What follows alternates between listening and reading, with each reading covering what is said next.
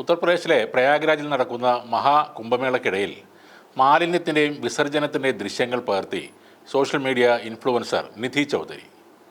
ത്രിവേണി സംഗമത്തിൻ്റെ തീരത്തുള്ള മലിനീകരണമാണ് നിധി ചൗധരി തൻ്റെ ക്യാമറയിൽ പകർത്തിയെടുത്തത്. നദീതീരത്ത് ഉപേക്ഷിക്കപ്പെട്ട വസ്ത്രങ്ങൾ, പ്ലാസ്റ്റിക് മാലിന്യങ്ങൾ, അഴുകിയ പൂക്കൾ, മാലകൾ എന്നിവയും ആ വീഡിയോയിൽ കാണാം.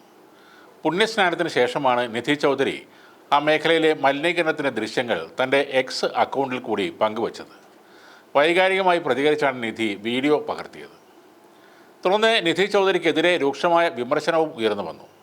എന്നാൽ നിധിയുടെ നീക്കത്തെ പിന്തുണച്ചും സോഷ്യൽ മീഡിയയിലെ ഒരു വിഭാഗം ആളുകൾ പ്രതികരിച്ചു. പൊതുജന ആരോഗ്യത്തിന് ദോഷമുണ്ടാകുന്ന ഇത്തരം പ്രവൃത്തികൾക്കെതിരെ നടപടിയെടുക്കണമെന്ന് സോഷ്യൽ മീഡിയയുടെ പലരും ആവശ്യപ്പെടുകയും ചെയ്തു. പുണ്യസ്ഥലത്തെ മലിനമാക്കിയവർക്കെതിരെ കർശന നടപടി സ്വീകരിക്കണമെന്ന് നിധിയും ആവശ്യപ്പെട്ടിരുന്നു. ഈ വിഷയത്തിൽ പരിസ്ഥിതി പ്രവർത്തകർ നിരാശ പ്രകടിപ്പിക്കുകയും ചെയ്തു. നേരത്തെ കുംഭമേളയ്ക്കെത്തുന്ന ദശലക്ഷക്കണക്കിന് തീർത്ഥാടകർ ആരോഗ്യപരമായ അപകടങ്ങൾ നേരിടാൻ സാധ്യതയുണ്ടെന്ന് ദേശീയ ഹരിത ട്രൈബ്യൂണലും ചൂണ്ടിക്കാട്ടിയിരുന്നു. അതുപോലെ ഗംഗാനദിയെ വലിയ തോതിൽ മലിനപ്പെടുത്തുകയാണ് കുംഭമേളയിലൂടെ ചെയ്യുന്നതെന്നും വിമർശനങ്ങൾ ഉണ്ടായിരുന്നു. ശവങ്ങൾ ഒഴുക്കിയും മാലിന്യങ്ങൾ നിക്ഷേപിച്ചും ഫാക്ടറികളിൽ നിന്നുള്ള മലിനീകരണം മൂലം നേരത്തെ തന്നെ ഗംഗ ഏറെ മലിനമായിരുന്നു.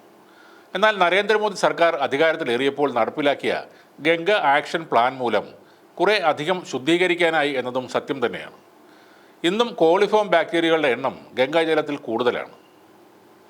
കുംഭമേളയുടെ വന്യമായ സൗന്ദര്യം എന്ന് പറയുന്നത് അവിടെ സ്നാനത്തിന് എത്തുന്ന അഘോരികൾ, നാഗസന്യാസിമാരൊക്കെയാണ്.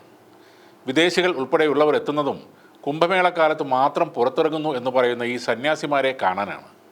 ഇവരിൽ മിക്കവരെയും ബാങ്ങും കഞ്ചാവും ഉപയോഗിക്കുന്നവരായി കാണാം. ഭസ്മം കൊണ്ട് മാത്രം നഗ്നത മറക്കുന്നവരുണ്ടാകും.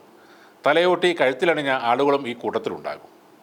സാധാരണ മനുഷ്യന് അറപ്പും വെറുപ്പും ഉളവാക്കുന്ന എന്തിനോടും ഇടപഴകുന്ന ആളുകളാണിവർ. ശവത്തിൽ പോലും ഉപാസന നടത്തുന്നവരുണ്ട്. ചുടലഭസ്മം ശരീരത്തിൽ പൂശി ജീവിക്കുന്നവരുണ്ട്. എരിയുന്ന തീയിൽ കൂടി നടക്കുക, തീയിൽ കിടക്കുക, ത്രിശൂലം കൊണ്ട് ശരീരത്തിൽ ആഞ്ഞുകൊത്തുക എന്ന വിദ്യകളും ഇവർ കാണിക്കാറുണ്ട്. ഇങ്ങനെ നാനാജാതി വൈവിധ്യമുള്ള ആളുകൾ ഒരേ പുഴയിൽ ഇറങ്ങി സ്നാനം ചെയ്യുന്നത് കൊണ്ടാകാം മാലിന്യവും വർദ്ധിക്കുന്നത്. വളരെ ആധുനികമായ പ്ലാന്റുകൾ അവിടെ മാലിന്യം സംസ്കരിക്കാൻ വേണ്ടി സ്ഥാപിച്ചിട്ടുണ്ട്. പക്ഷേ കോടിക്കണക്കിന് ആളുകൾ അവിടേക്ക് എത്തുമ്പോൾ മാലിന്യ നിർമ്മാർജ്ജനം സർക്കാരിനൊരു തലവേദനയായി മാറുകയാണ്. ഇതിനിടെ കുംഭമേളയ്ക്ക് എത്തിയ VIP-കളിലേക്ക് മാത്രമായി സുരക്ഷാ സന്നാഹം ശ്രദ്ധ കേന്ദ്രീകരിച്ചതാണ് 30 ആളുകളുടെ മരണത്തിന് ഇടയാക്കിയതെന്ന് പ്രതിപക്ഷം ചൂണ്ടിക്കാട്ടിയിരുന്നു.